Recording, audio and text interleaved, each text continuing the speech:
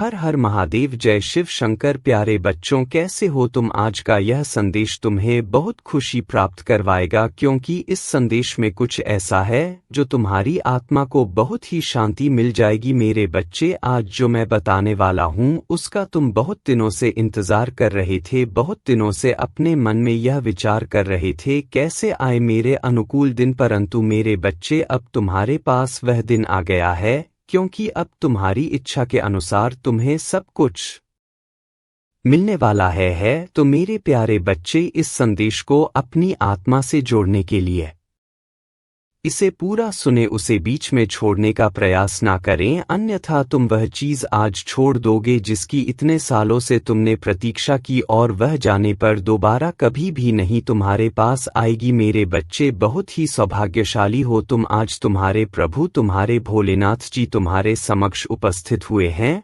तुम्हें कुछ बताने के लिए तुम्हारी कुछ बातें हैं तुम्हारे सामने लेकर आए हैं। मेरे बच्चे, अगर तुम्हें अपने भोलेनाथ जी पर और अपनी माता रानी पर पूर्ण विश्वास है तो इस संदेश को तुरंत लाइक कर दीजिए और हमारे चैनल महादेव संदेश को सब्सक्राइब करके कमेंट में जय भोलेनाथ, जय शिव शंकर, जय महाकाल और जय श्री राम टाइप कर दीजिए। जैसे ही आप मेरे नाम को टाइप करेंगे वैसे ही मेरी प्रचंड शक्ति तुम्हारी सहायता के लिए तैयार हो जाएगी और तुम्हारे मार्ग में जितनी भी बाधाएं होगी उन्हें शीघ्र दूर कर तुम्हें सुरक्षित करेगी। मेरे बच्चे, आज मैं तुमसे बहुत प्रसन्न हूँ, मैं तुम्हारी भक्ति से प्रसन्न हूँ, मैं तुम्हारे नित्य कर्म से प्रसन्न हूँ, क्योंकि मेरे बच्चे, अब मैं तुम्हारी भक्ति से इतना प्रसन्न हो गया हूं कि मैं तुम्हें एक वरदान दूंगा, एक ऐसा वरदान दूंगा जो तुम्हारे जीवन को ऊपर ले जाकर आकाश की ऊंचाइयों में ले जाएगा, जहां पर तुम्हारा जीवन सरल और सुलभ हो जाएगा। तो मेरे प्यारे बच्चे, तुम मेरे बहुत प्रिय भक्त हो, मैंने तुम्हारी भक्ति को देखा है और उसे महसूस किया है। परंतु मेरे बच्चे, तुमने मेरी भक्ति करने के लिए बहुत सारी पीड़ा, बहुत सारी दिक्कतों को झेला है, क्योंकि मैं जब देख रहा था तब तुम ऐसी ऐसी स्थिति और सिचुएशन से गुजर रहे थे। तुमने कभी भी अपने मन में यह नहीं सोचा कि मैं अब अपने महादेव जी की भक्ति करना छोड़ दूंगा, क्योंकि मुझे इतनी दिक्कतें क्यों हो रही हैं। जब मैं अपने महादेव जी को, अपने भोलेनाथ जी को इतना प्रेम करता हूँ और उनको इतना मानता हूँ, तब मेरे जीवन में इतने बड़े संकट क्यों आते हैं? ऐसी बातें तुम्हारे मन में हमेशा चला करती थी, परंतु फिर भी तुम अडिग रहे, अपने ही लक्ष्य पर अडिग रहे। तुम्हारा एक मेन लक्ष्य है मेरी भक्ति करना, तो तुमने मेरी भक्ति की, मुझे प्रसन्न किया। आज समय आया है तुम्हारी भक्ति का फल देने का। मेरे बच्चे, तुम्हारी आत्मा मुझसे सदैव जुड़ी रही है, तुमने मेरा चिंतन और भजन किया है, जिस कारण से तुम्हारी आत्मा अब पवित्र होकर दिव्य हो गई है। मेरे बच्चे, तुम हमेशा मेरे से जुड़े रहे हो और मेरी इच्छाओं और मेरी कूटनीतियों का पालन किया है। मेरे अनुसार ही उसे किसी भी आकार में डाल दिया जाता है। किसी विपत्ति के समय आपको यह 7 गुण बजाएंगे: आपका ज्ञान, आपके भी नर्मदा, आपकी बुद्धि, आपके भीतर का साहस, आपके अच्छे कर्म, सच बोलने की आदत और ईश्वर में विश्वास। आत्मा हमेशा जानती है कि सही क्या है और गलत क्या है, लेकिन मनुष्य के सामने चुनौती तो मन को समझने की होती है। मुश्किल समय में व्यक्ति अकेला हो जाता है, लेकिन मुश्किलों की वजह से ही व्यक्ति मजबूत बन पाता है। जो आपको सम्मान दे उसी को सम्मान दीजिए। हैसियत देखकर सर झुकाना कायरता का लक्षण है। हम सारा जीवन धन कमाने के लिए मेहनत करते हैं। धन हमें सामान देता है, हमें आराम देता है। अगर सामान के साथ सम्मान भी कमाल है, खुशी, सेहत और प्यार, रिश्ते भी बनानी है, तो ध्यान से ज्यादा दुआएं कमानी होंगी। एक बात हमेशा याद रखना, धन कमाते हैं वह जरूरी नहीं कि दुआ कमाते हैं, और जो दुआ कमाते हैं वह क्षमता से ज्यादा धन कमाएंगे। दूसरों से सहारा देने पर व्यक्ति का खुद का अस्तित्व खत्म हो जाता है।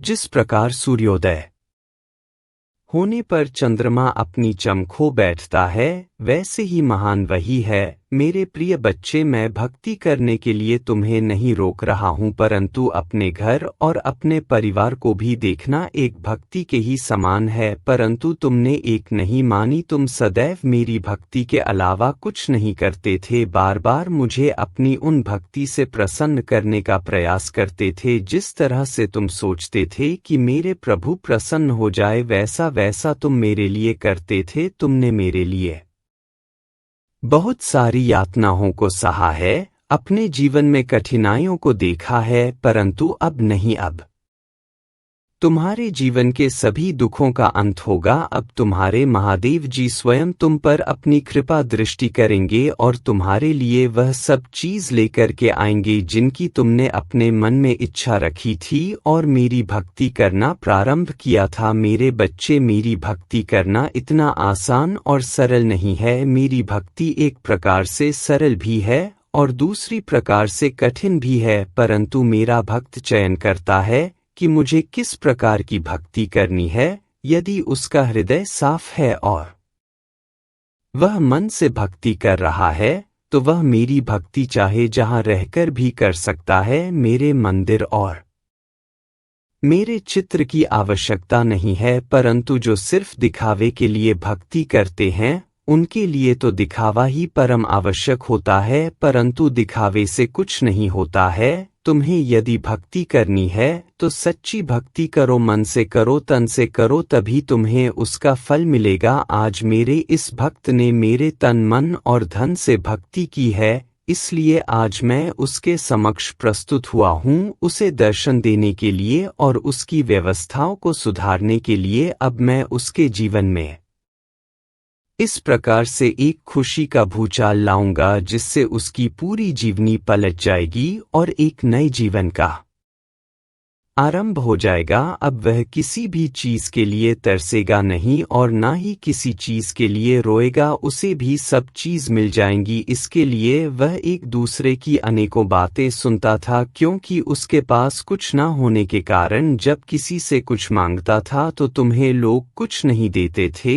और बुरा भला करके वापस लौटा देते थे। परंतु अब समय आ गया है, तुम्हारे पास वह सब चीज होगी। अब तुम खुद देने की यूं हो जाओगे, चाहे जिसको चाहे जो भी दे सकते हो, परंतु तुम्हें अभी कुछ और समय की प्रतीक्षा करनी है। उसके लिए मैं जो तैयारी कर रहा हूं वह पूर्ण हो जाने दो। यह मैं तुम्हारी संतुष्टि और जिज्ञासा के लिए सारी बातें बता रहा हूं, क्योंकि यदि मैं तुम्हें आज यह संदेश देने ना आता तो तुम बहुत निराश हो गए थे और अपने जीवन से दुखी हो गए थे, जिस कारण से तुम कुछ भी करने के लिए तैयार थे, यहाँ तक कि तुम अपने प्राण ही देने के लिए तैयार थे। इसीलिए मुझसे रहा नहीं गया और मैं तत्काल तुम्हारे पास चलकर आ गया तुम्हें रोकने के लिए कि मेरे बच्चे, अभी तुम कुछ मत करो, तुम्हारे लिए तैयारी चल रही है, क्योंकि तुम एक बहुत पवित्र आत्मा हो। तुम्हारी आत्मा ने जो मेरी भक्ति की है